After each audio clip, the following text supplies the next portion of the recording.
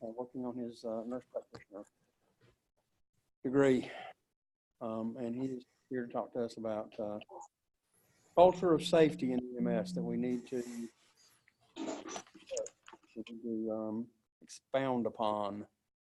And part of that includes a very excellent lecture on crew resource management. So with no further ado from me, I'm turning my microphone off and I'm stepping away. All right, sounds good.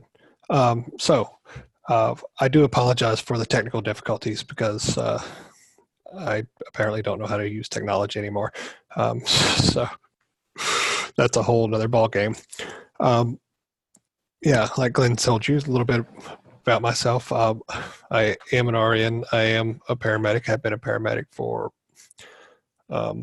more years than I can count anymore, though it may not seem like it. I've been doing this since 2000, so what's that, 19 years now?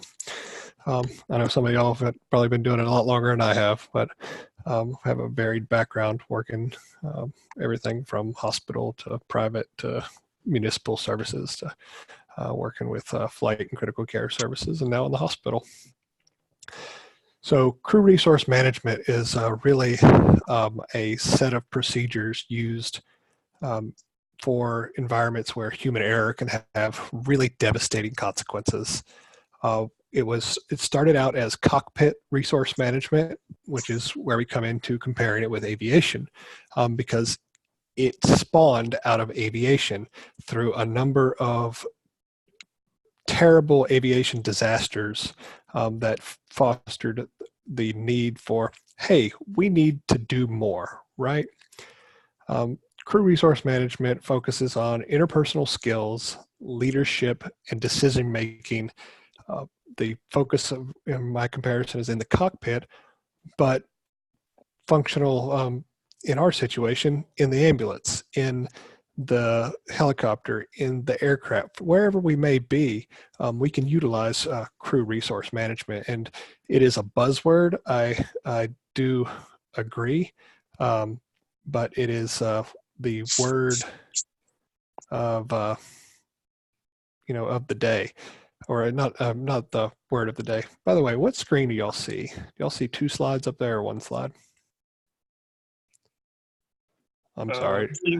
Seeing one slide with just the airplane in the background. Okay, good. I was just making sure because my screen goes blank when I start to present. So I can see the one slide, the one with two slides on it. So so the objectives here is to identify crew management problems. Anybody who's worked a hot second on an ambulance knows that we might have some crew management problems, right? Some other things, are going to compare problems that we encounter in EMS to problems that have occurred in the aviation industry. We'll also look how crew resource management solutions fit into common EMS problems and apply solutions to EMS specifically. So a quote that I always like to throw in here is from Sophocles. It says, that all men make mistakes, but a good man yields when he knows his course is wrong and repairs the evil. The only crime is pride. And the reason I put that in there, and is because we all make mistakes, right? We're all human. We all err at some point or another. If we don't catch our errors, if we don't recognize recognize that we've made an error, then we're going to impact others' health, others' care. I don't know how many medication errors or errors in my assessment and judgment I've made that makes one realize that we need to do more. If you don't fix that, if you don't recognize that that we all have some type of problem, that we all have made a mistake, then we can't fix what we've done.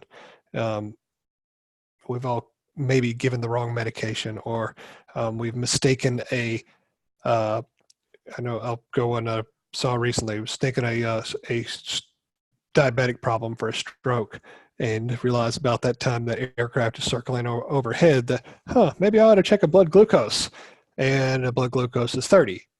Well, that patient might not be having a stroke, right? We give them a little bit of D50, and all of a sudden things are moving, improve remarkably. We recognized the course was wrong, and we fixed it. Maybe an exaggerated point, but mistakes happen, and we're all human. We all make them. So some of the points of the errors of cockpit resource management, or crew resource management as it's been redubbed, is decision making, assertiveness, mission planning, communication, leadership, attitude, and situational awareness. I know everybody's thinking, there's a lot of people in EMS that don't have any problem being assertive, but I don't mean assertiveness as assertiveness and aggressiveness are entirely different. I think we've seen both probably. But think about this incident.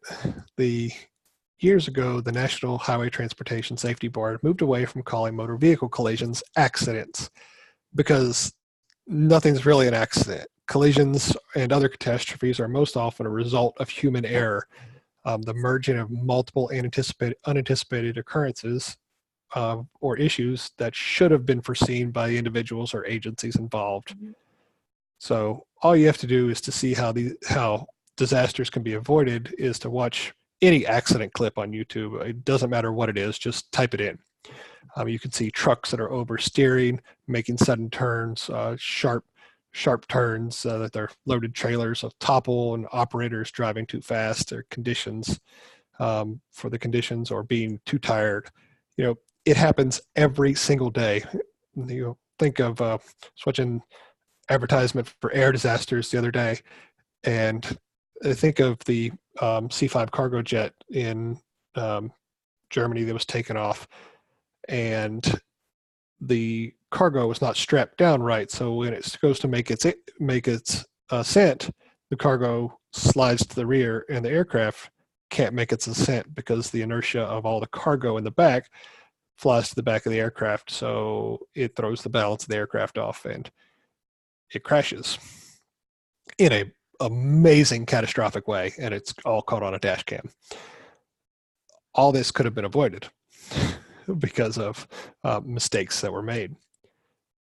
We all see things every single day in the EMS and fire and rescue operations, law enforcement, and we are all the victims of mistakes and these things that happen every day. We witness heavy truckloads being escorted slowly through town by police vehicles, or either in front or in the rear escort vehicles with their warning flags and their warning lights, and we passively accept an engine or a ladder truck racing through town at high speeds. Prime examples of EMS circumstances that can be avoided or corrected before harming or killing someone include, flying air medical missions in bad weather, failing to slow down on roads that are icy or wet, allowing firefighters to be positioned on a roof that's been weakened by fire, heat, and water. Those are all things that we can avoid. Fatigue is a huge component of all of these so-called accidents. And I don't know if y'all just see the screen, so you don't see me. I'm doing air quotes over here to the accidents.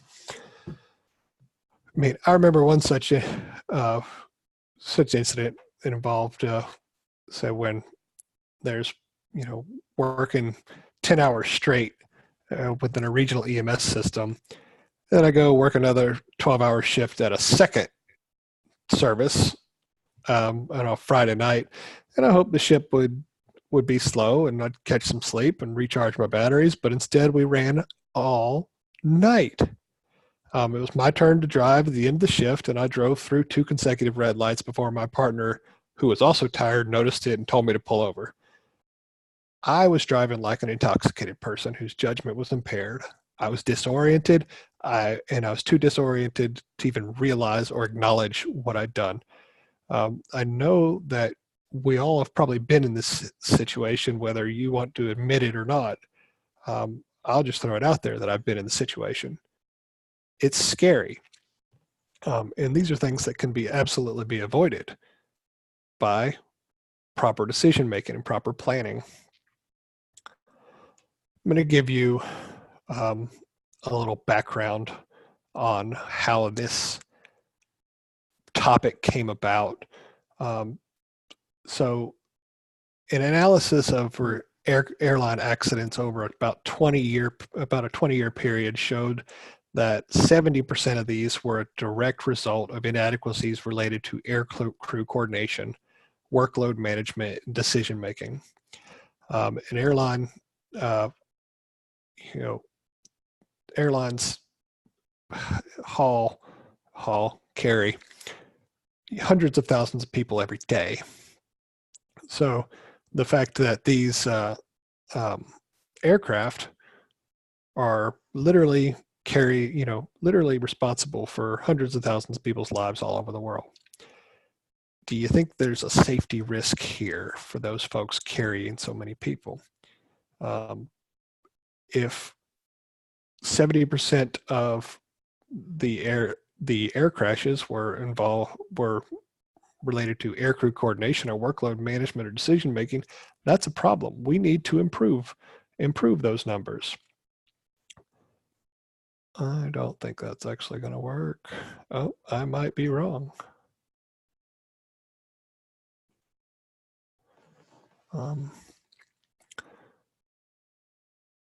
Yeah, it might work, but it's not going to have any audio. Maybe.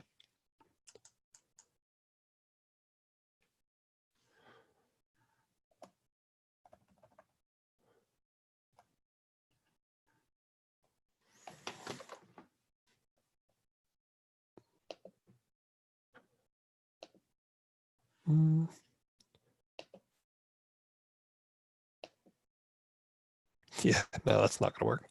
Okay, cool. So we'll skip that great video. But if we can't play it, that doesn't really work for us now, does it?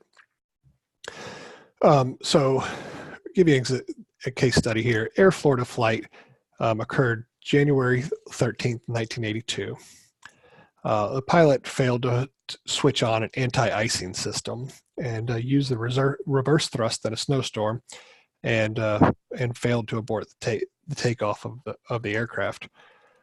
So the end result of this flight was it ended up, in the Everglades there. So not the best place for aircraft to end up by any means.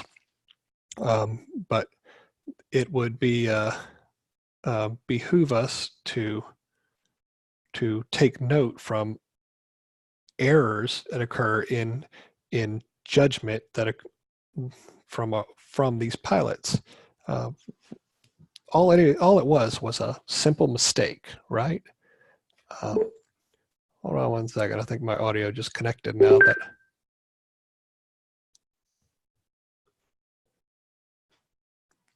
Okay, I lied.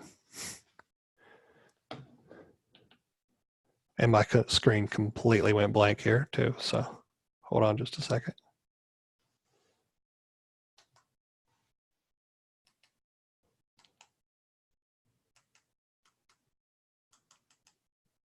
Perform the task. Switch. So now I've got a video playing that y'all can't see.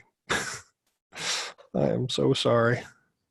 Which we have deliberate words, very careful. I do not know why technology hates me today.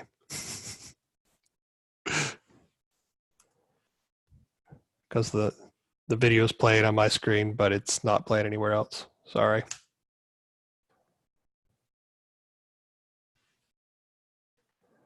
Catch up. Everything's frozen. Awesome. All right. Anyways, there we go. I got it caught up. Sorry. So during the taxi and takeoff, said the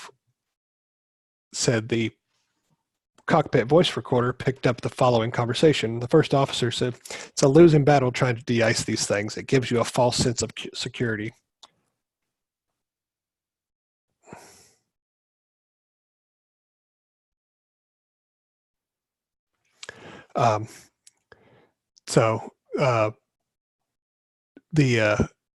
Said this one instance is, in this instance, the captain says, well, it satisfies the feds. In that instance, what is taking place here? Is are they committed to the procedure? Is there more of a nonchalant attitude about using these safety protocols? They're there for a reason, obviously, and that whole issue of not utilizing them is a whole nother animal. So I do apologize that I'm thinking of a different case here. And Air Florida was a DC flight that crashed outside of Washington National Airport.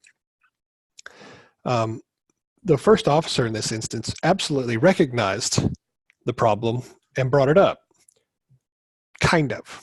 He wasn't very assertive about it, but he did bring it to their attention.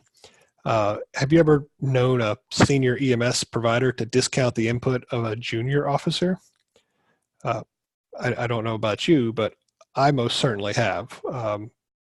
We've all had that guy who tells the new guy, or even the new guy that's been there for 4 or 5 years, "I've been doing this for 20 years and we've done it the same way. I don't know why we need to, do X, Y, and Z, or why we need, power lift cots," or whatever it may be. It is remarkable at the attitude that one takes that one gets, and the complacency. So it's an attitude issue on the other hand, as far as everyone embracing. Next one instance was one I talked about is United Airlines Flight 173. This flight was scheduled to take off from JFK in New York and travel to Portland, Oregon. During the approach, said one of the two landing gear lights only 2 of the landing gear lights illuminated out of the total of 3. The crew circled trying to figure out what was going on in this with this plane. So they circled for the better part of an hour, and it may have been longer than an hour. I'm trying to think of the exact number of minutes, but there's not much room for error on airline flights as far as extra fuel. It's not like our trucks that we fill them up and before, when we get to a half tank, they add the amount of fuel that's necessary to get to the destination. So to add an extra hour to a flight, you're going to reach a fuel exhaustion point and lose sight of situational awareness. Lo and behold, the light bulb was burned out. So the NTSB ruled the following. So the failure of the captain to monitor properly the aircraft's fuel state and to properly respond to that low fuel state, because his inattention resulted in a preoccupation with the landing gear malfunction. I think the quote from the cockpit voice recorder, which was on that video that I was going to play for you, was remarkable in the fact that the captain said, "Whoa, we've got to figure out why this landing gear is not working," even though they bring up the fact that we're running low on fuel. Said we're focused on the problem. Do you ever get focused on major health conditions without noticing other critical issues in a patient? Are we so focused on, I'll use the very poor example of we're so focused on the traumatic injury, the major bleeding or what seems to be major bleeding, and we're so focused on getting a tourniquet on or doing, putting quick clot on, that it doesn't do any good if the patient's not breathing. That may seem a little excessive, but it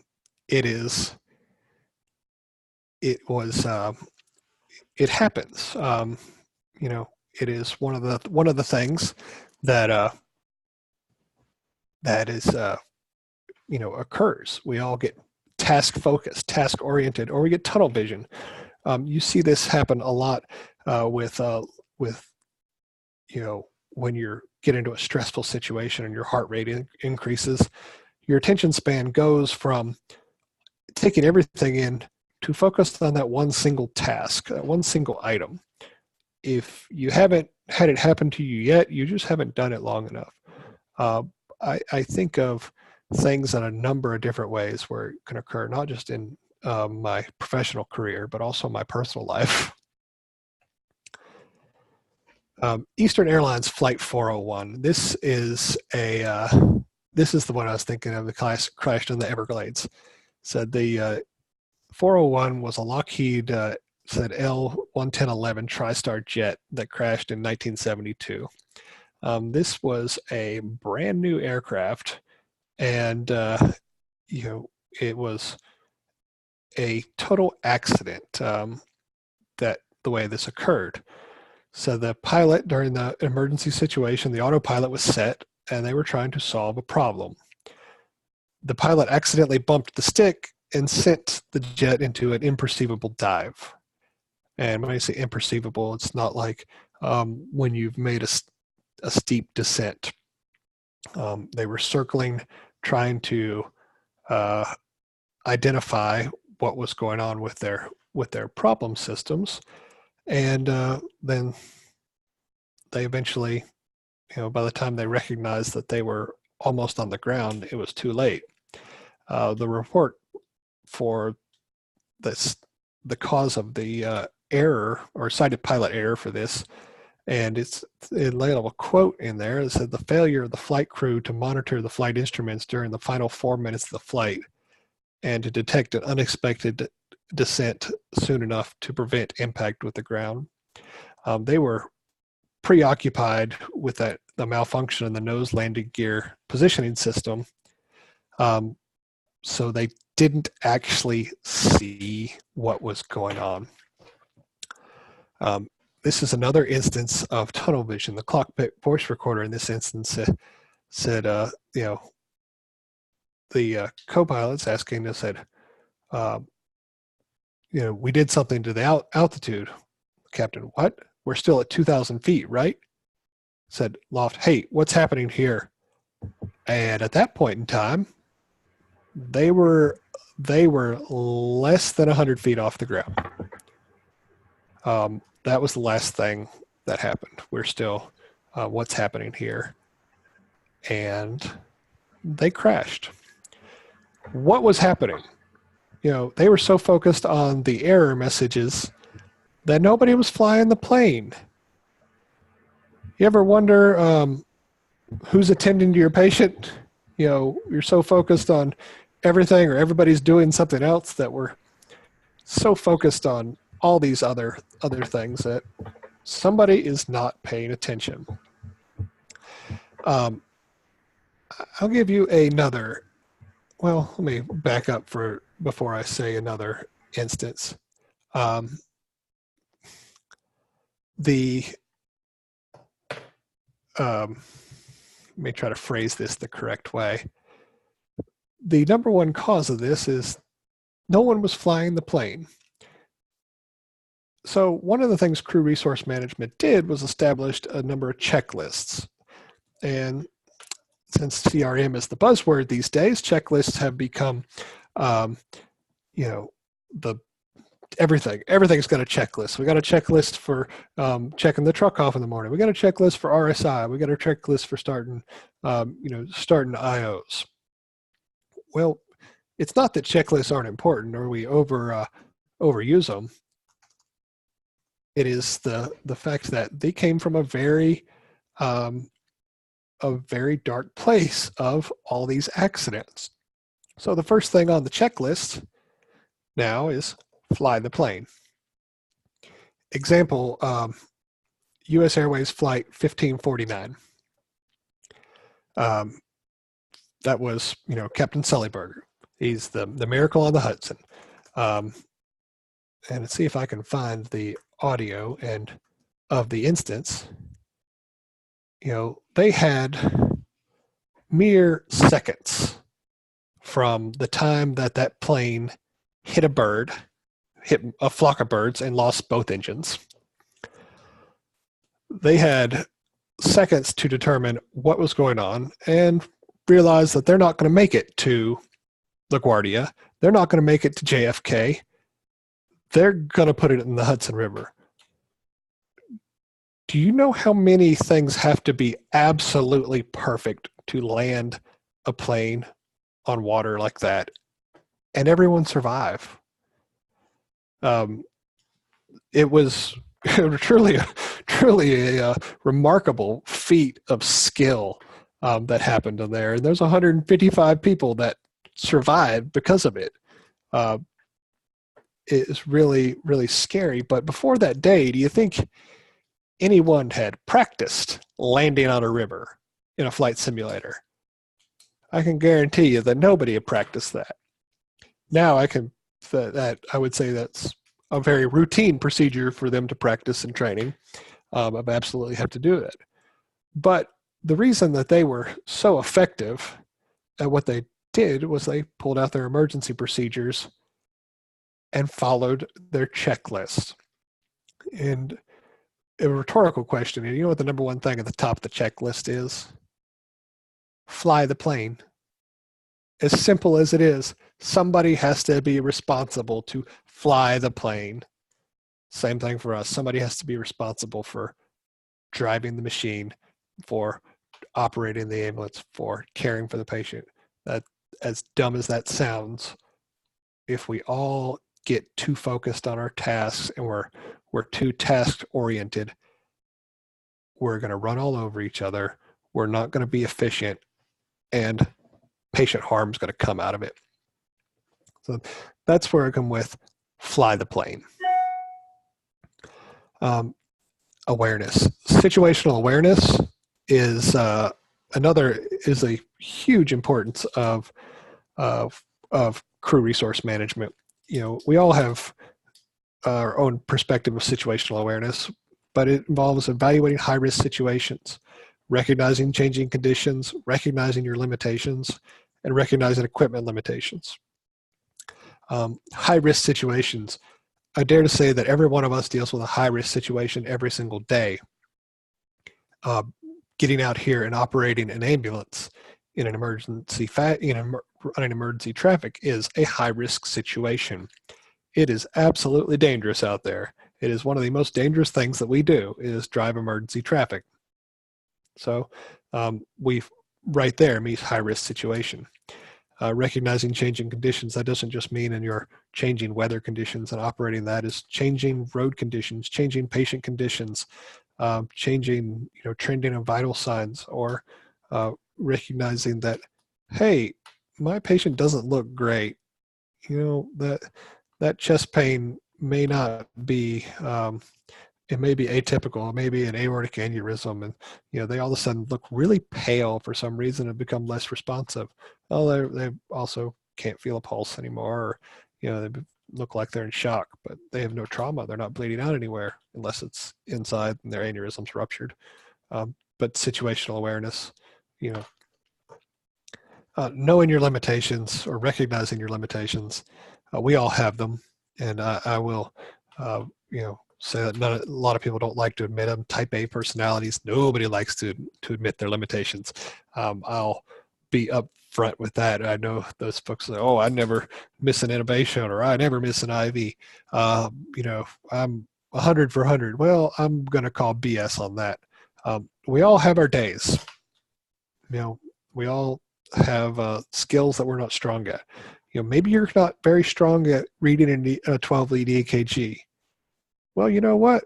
There's a solution for that, to improve that. But you also, maybe your partner is, but it's your turn to attend. So maybe you're not going to ask them about it, or maybe they're a junior paramedic, and you're not going to suck up your pride and recognize that, acknowledge that fact that they might be better at something than you are. Hey, someone is always better than you at something. I can absolutely guarantee that. Recognizing your equipment limitations. This is not just vehicle equipment limitations, but the stretcher limitations. What you're able to do with what you have. Be very, very careful.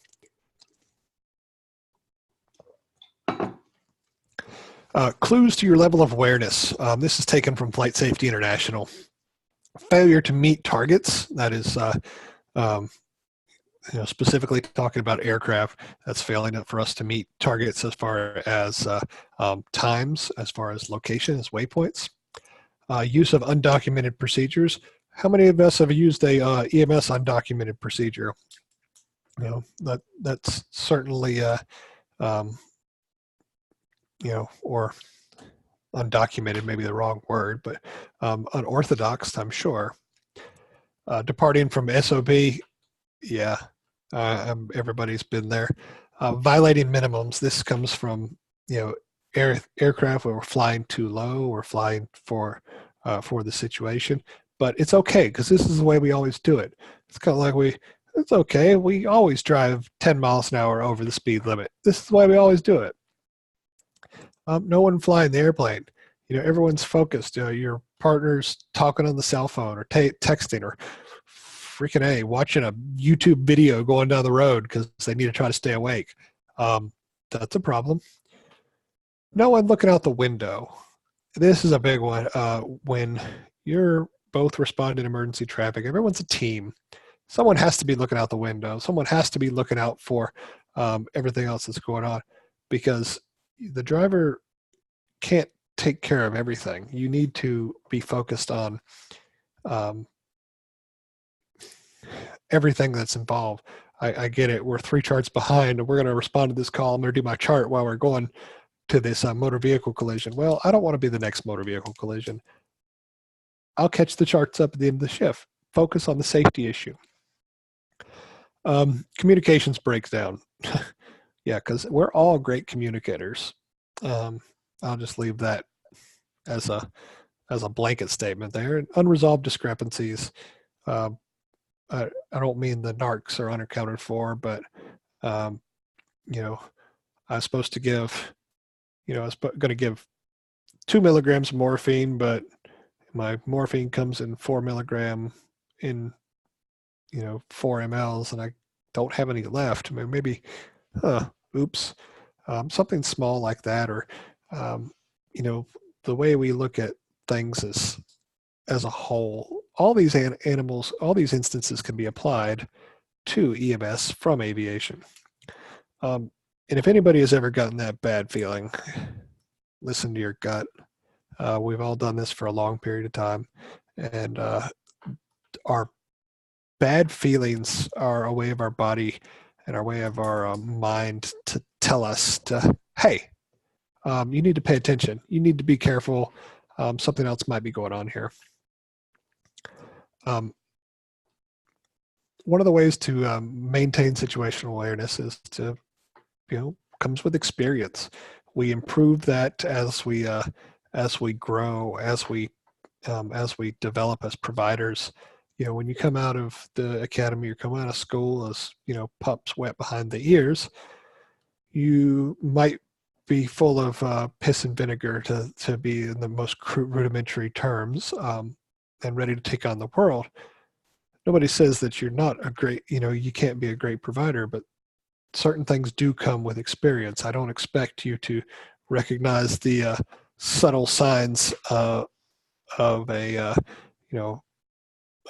patient in, an impending neurogenic shock, or, something that comes has an insidious onset, something that we don't really recognize. But as we develop things, you see those changes. Same thing, operate a motor vehicle. You think of you as a 16-year-old driver, and you as a driver now. Does your experience change the way you operate your car, much less your ambulance? I know services that hire 18-year-olds, and I'm not saying there's anything wrong with that. I got hired as an 18-year-old to work as a paramedic because I wholeheartedly believe that. But my experience and my decision making now is much better than it was when I was 18. Training, the moment you stop training, this is the moment you're ready to hang it up. And I don't mean that you're out there doing the carrying up fire hoses up a 100-foot tower. I mean that we all need to practice our trade and practice our skill. Spatial orientation, always be aware of where you are and what you're doing. Know what's around you. This way you don't walk down a flight of stairs backwards with a stretcher coming after you because you weren't paying attention. And keeping up physical skills. This involves being physically active, physically fit, taking care of yourself, eating right, not smoking. And don't even get me started on the smoking thing. Those of you who've been with me on that road will never be done tonight if I do that. But keeping physically fit, keeping up your physical skills physically, and also your skills with your hands, your ability to innovate people, your ability to start IVs, to do high quality chest compressions. You have got to keep those skills up to help maintain your awareness. Now, this graph represents how your abilities change based on stress. Low stress, that I'm in a granny hall, this patient, builds boredom, frustration, and fatigue, especially for someone that's capable of doing so much more. It gets frustrating, it gets tiring. Eustress, positive stress, helps build us to an alert function, helps us be rational and make smart decisions. When you get beyond that positive stress stage to that critical stage, we get to that point of irrational or exhaustion or panic. Think of this as incidents that have gone on for hours and hours on end, and providers don't want to take breaks. We saw this most recently in the hurricane deployments. We have folks that are working to exhaustion. At that point, you make mistakes. We get irrational, and nothing good comes out of it. So it's good to recognize when we get to that point. Communications, and I'll try to start picking up the pace and be a little briefer on a couple things here. So I apologize. So communications occurs in a number of different fashions. We have messages that are transmitted and received. It takes place on both hands. Verbal communication makes up 7%. Body language makes up 35%, and vocal tone makes up 55% of communication that's transmitted, or a message that's sent and received. It's how we understand it. The process: the sender sends a message, the receiver receives the message, and then feedback is given. It's nothing we don't already know, but those numbers there are what I like to point out, because this is one how things over the radio are taken incorrectly, or much more even now via text message are taken out of context, because there's no inflection, there's no vocal tone, there's no body, there's no body language to it. So it's one of those little things that has to be taken into account when we're getting a message on the computer or the CAD system, or we're receiving it over the radio or the telephone. So clear communication is one thing. Crew resource management fosters a climate where there's freedom to respectfully question, where you can respectfully question authority. And I do say that because a lot of times, like I said, we had that guy that said, I've been doing this 20 years and nobody's going to, tell me what's different. And there's a specific process where we can respectfully question a decision, right? We all make mistakes. I would say that there's a process for doing that. Say an attention getter, like, hey, chief, I'm getting your attention. State your concern. We're low on fuel, or I think we may have a fire extension into the roof, or the patient doesn't look good. Okay, those are both excellent points. We've got your attention, stated our concern. Well, what do we do about it? State the problem as you see it. I don't think we have enough fuel to fly around the storm, or I don't think she's breathing real well. Okay, so there's the problem as you see it. Now we got to see what we got to do about it. Let's go to another airport, or in our terms, let's intubate her. All right, and last one. Sound good to you, Captain, or Sir, or whatever it may be?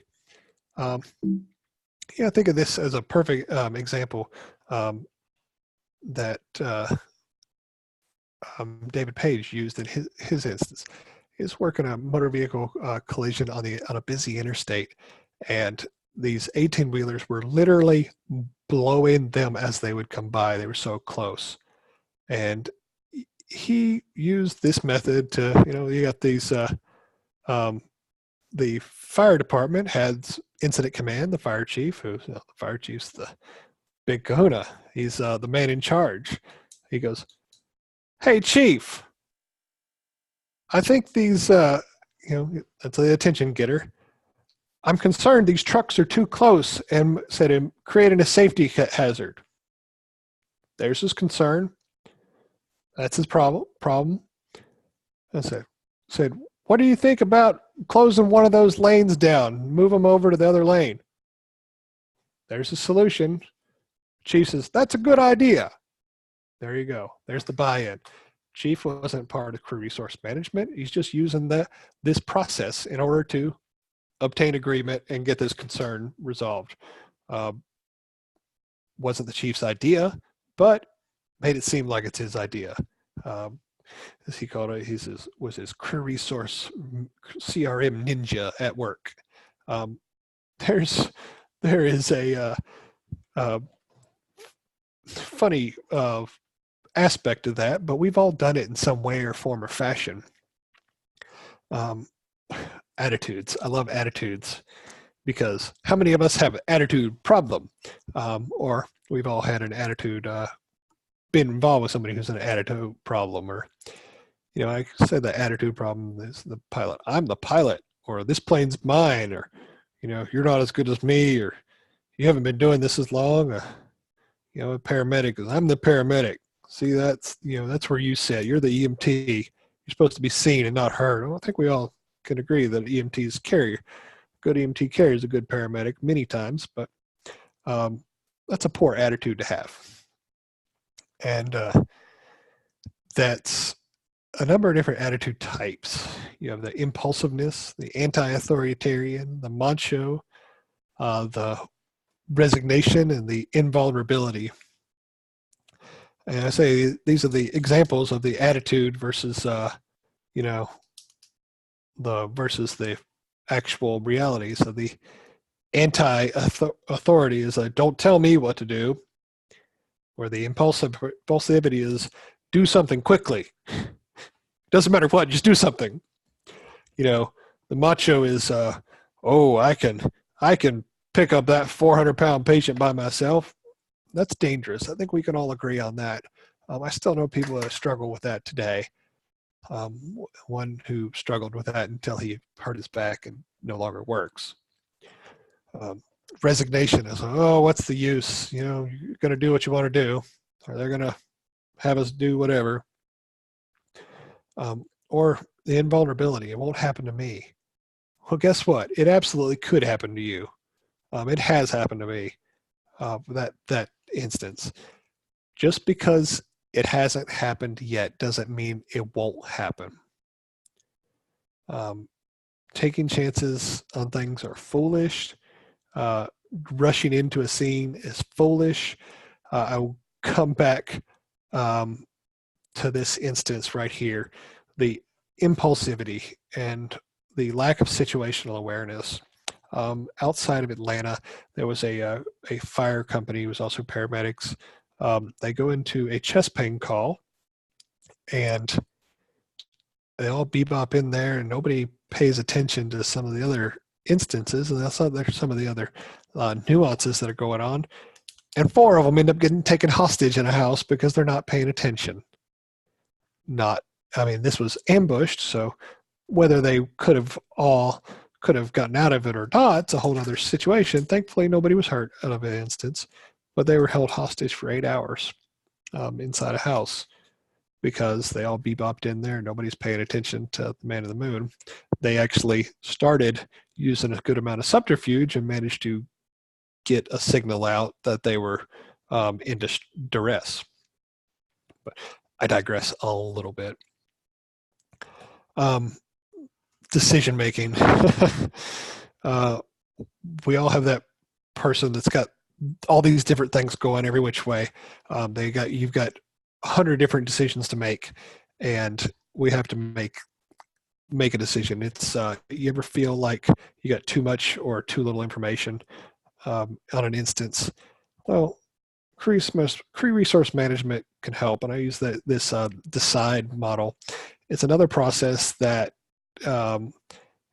helps kind of make the decision-making problem. And it's they say D for detect the need to make a decision, and we know that okay, something's got to be done. Instead of just doing something because something's better than nothing, evaluate all your options and considering the goals of your flight or the goals of your situation. Choose the option that best meets your goals. If you're given the option of running into the burning building, or maybe we ought to look and see what the best bet of this is before we go and make that decision. Implement that choice. Detect what changes resulted from your decision, and then evaluate if you need to adjust that, if you need to make further decisions or change your course of action. It is not an end-all, be-all mechanism. It is just something to get you to think about things, to get you to think about decision-making and being a good decision maker. We don't all make great decisions. Hell, I've made some doozies in my lifetime, but I learned from every single one of them. And I've also learned that I do much better when I think about the decisions I'm going to make before I actually just run in and make one. That's how people get hurt. That's how people get killed. Decision making begins with good situational awareness, seeing what's going on, evaluating a situation, so figure out what needs to be corrected, figure out what resources you have and how we can utilize those resources. This is nothing that we don't do with incident command, kind of, and just apply it in a different way. This can be done on a large basis with a large number of resources, or with you and your partner on a single ambulance or single helicopter with the flight crew, whatever it may be. Consider the consequences of the possible actions or inactions, and make a decision and inform everybody about what the decision is going to be. Everybody needs to be on the same page. Evaluate the decision and repeat this process as needed. You make the wrong decision once. You make the right decision forever. Remember that. One decision that can literally end a lifetime. I don't mean I make a wrong decision once that, oh, it sucks. No. A wrong decision can end a lifetime. We make that wrong patient decision, and we can and have seen people killed over this. And I use kind of circle back around to another animal, how this does. a Canadian EMS agency decided they were going to look at medication errors and try to improve their medication errors. And they found that they were 99.6% accurate in their medication administrations. Sounds pretty good. 99.6. 99.6%. I think a lot of places would strive to be 99.6% accurate in their medication administrations. Well, lo and behold, if you applied those numbers to the aviation industry, that would be the equivalent of crashing one jumbo jet every single day. Do you think 99.6% accuracy is enough? I say strive for zero. And I mean strive for zero as in strive for zero errors. Doesn't mean we're ever going to meet that, but we've got to try to take steps to do that. So that's their goal, is they want to strive for zero. They use checklists and they use active feedback in decision making, and to the point of they're going to give patient with chest pain morphine. So the paramedic says, I'm going to give 2 milligrams of morphine. So that shows that syringe to their partner. Do you concur? Concur. Verify the patient is the right patient. We're giving it for the right reason. The patient has no allergies. Going the right route, right time. Vitals all look good. Everybody's on the same page. Smart decisions have been made. And even to the medication aspect is one way. But think of it just putting a stretcher in the ambulance. I put the stretcher in the ambulance. They follow a checklist. Stretcher's locked, active feedback from the partner. It's locked. Okay. Prepare to lift. Okay. Prepare to lift. Wheels up. We're using manual stretchers at the point in time when they started doing this. Wheels up. And everybody puts the thing in. You know how many people get hurt lifting and putting a stretcher in the freaking ambulance because the wheels aren't locked and it slides back, or that somebody's not communicating and then the load gets shifted. Our patients aren't getting any lighter. We have to do everything we can to try to help us. It's not just about patient safety, it's about our safety. The checklist for the stretcher going into the ambulance might be excessive. But what about an RSI checklist? I don't know how many of y'all do RSI. This was the first instance that I ran into using checklists in EMS, was doing RSI in 2004. That's all. That was before this ever even came to volition of true resource management in EMS. So I started doing, checklists of, okay, are we bagging the patient? Have we pre-oxygenated? Have we prepared our equipment? Have we pre-medicated?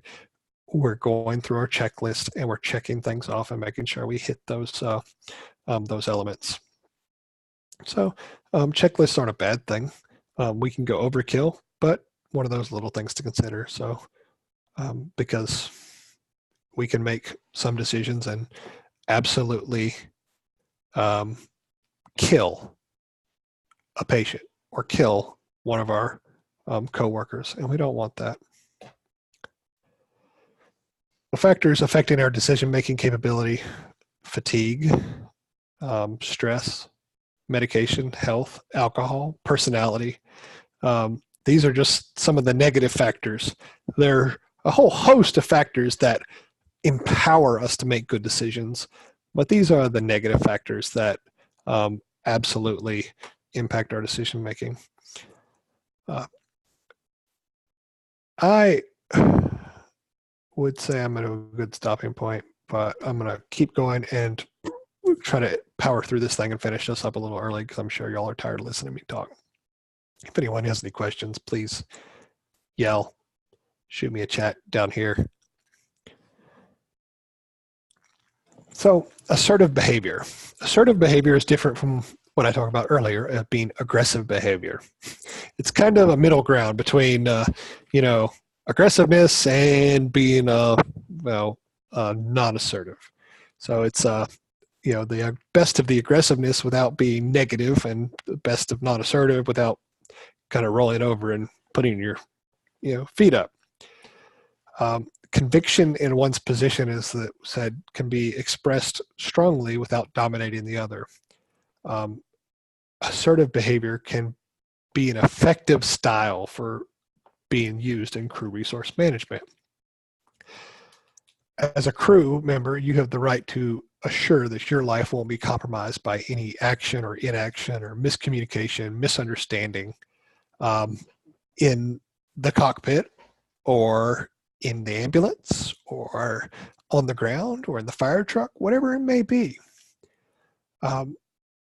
Assertive behavior in the cockpit does not challenge authority, and it does not challenge the authority in the back of the ambulance. It clarifies a position in understanding or intent. As a result, it enhances the safe operation for everything. And when I say it enhances the safe operation, we're all professionals. We're all there to help, to work toward one goal. When you're serving as a crew member, a crew member on the fire truck, on the ambulance, on the QRV, whatever it may be, we're all crew members. Think of it as a level playing field. Just because your partner's been there a lot longer than you doesn't mean that your opinion doesn't matter. And I mean assertive behaviors. Make your position known, but we don't want to be aggressive about it. The problem is we have too many type A personalities that end up being aggressive about things. And you can absolutely be assertive and make your feelings known without being too far, too aggressive. How about that? Mission planning. In aviation, we file flight plans, we review acceptable policies. Everyone's on the same page and knows what to do in emergency procedures. EMS planning, what do we do to plan for patient care? Do you actually communicate with your partner when you're planning to do something? You all just get in the truck and just everybody, we get the patient in the truck, said, okay, drive. Nobody's helping, communicating and making decisions. Do you have a plan? You just fly by the seat of the pants and just, it's chest pain. I'm going to open up the chest pain protocol and I'm going to go through and just, do my thing and fly by like a cookbook medic for 20 years, just like many people do. Or are you going to be a competent, smart clinician and plan for what you're going to do? When we're getting on our way to that chest pain call, or is your goal to get them in the ambulance as quick as possible, or is your goal to do that 12 lead within 5 minutes of getting on scene and realizing, okay, now we got a STEMI, we need to go. That's what I mean by planning. Have a plan, a course of action. Good partners know what the other one's going to do. That's the great thing when you have dedicated partners. You know how the other one's going to react. Leadership. Leadership. We all think of the supervisor or the senior person or the director or whoever it may be. I tend to argue that no matter what position you are in a crew, you must learn to become a leader in that position. I don't care if you're on a paramedic EMT thing or on a truck or a paramedic truck, if you're the paramedic or you're the EMT. The leader is a person whose ideas and actions influence in the thought and behavior of others. This can be accomplished through the use of examples, persuasion, understanding the goals and desires of the group. That doesn't say that it has to be the person with 20 years experience. That can be the new guy. That can be the EMT, depending on what situation it may be. All crew members are leaders, and you absolutely must work together for good leadership to prevail. Regulating information flow is a huge portion of leadership. This includes accepting non-confrontational key phrases and gradually escalating action if required. That person that's not necessarily doing things the way they're supposed to be. It's like, I'm uncomfortable with this, or knock it off. I absolutely have had to use this in some instances. If we're doing something that's compromising patient safety or compromising our own safety for that, you're trying to get home or trying to get back to the station because you've been on a transfer and it's 6:05 and you get off at 7 a.m. and you're still 50 minutes away or 40 minutes away. You still have to get fuel. So we're speeding this. Hey, if it's uncomfortable, if it makes you uncomfortable, you need to say something. Stop it. Tell them to knock it off.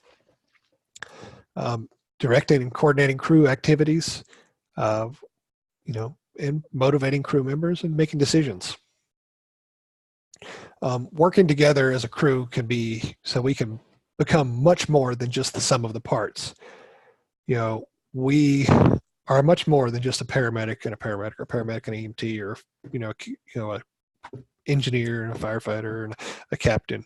When we all get together and start working together, we are a very cohesive unit. So the pilot and an engineer and a co-pilot for an aircraft are, for the crew, are not just those three unrelated, separate entities and doing their own thing. They all work together for the same purpose. The whole point of crew resource management is to work to achieve the objectives of the mission in a safe manner, and try to accomplish our objective in a safe possible manner. And apparently all my case studies were deleted. That's awesome. Okay, sorry. But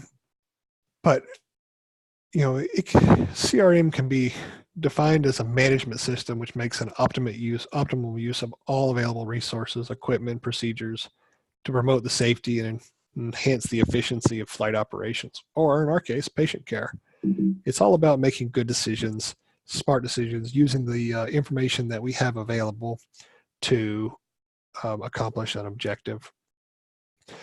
I know it's it seems like I presented a whole lot of information together in a very short period of time, and I do apologize for that a little bit, and apologize for the technical difficulties because I have a lot of information that I tried to relay and may not have come out the way I wanted to because some of it has disappeared apparently.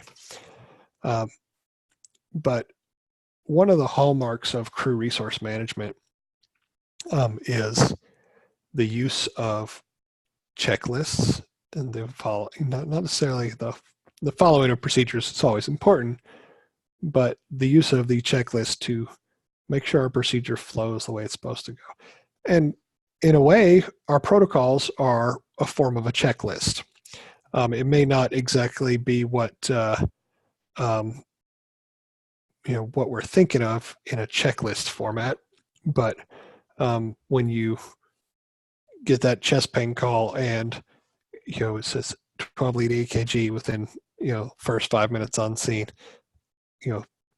324 aspirin, sublingual nitro for chest pain after the EKG. It is a checklist.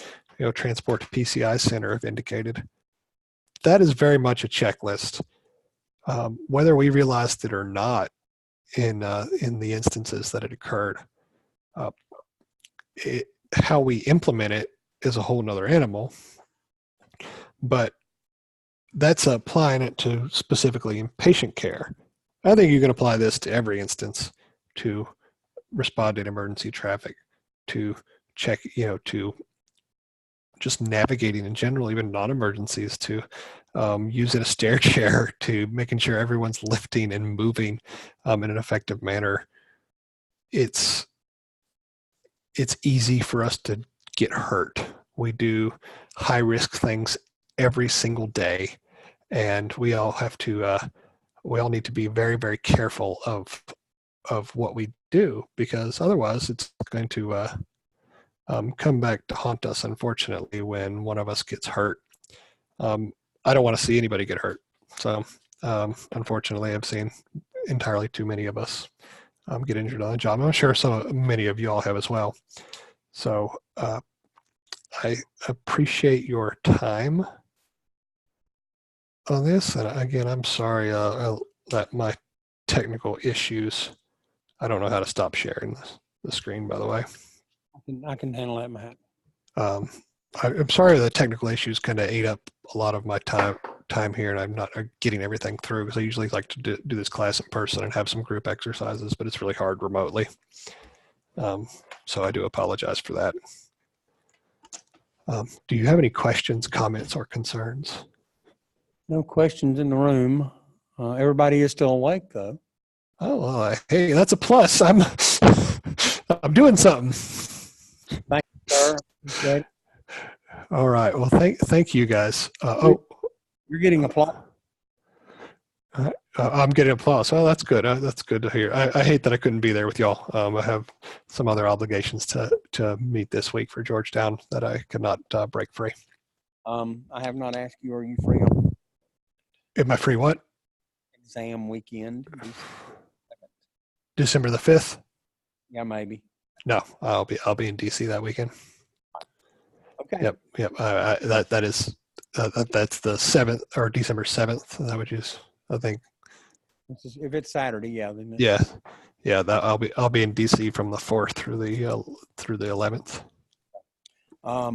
Are you too busy tomorrow to take a phone call? I might be able to take a phone call.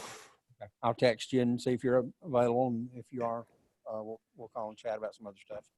All right, sounds good. I'm going to stop the recording. Hopefully it's going to